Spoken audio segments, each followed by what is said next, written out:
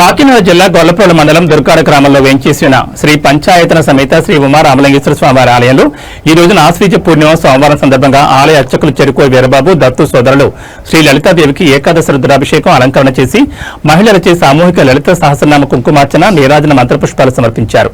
ఆలయ సేవా సభ్యులు పర్యవేక్షణ చేశారు.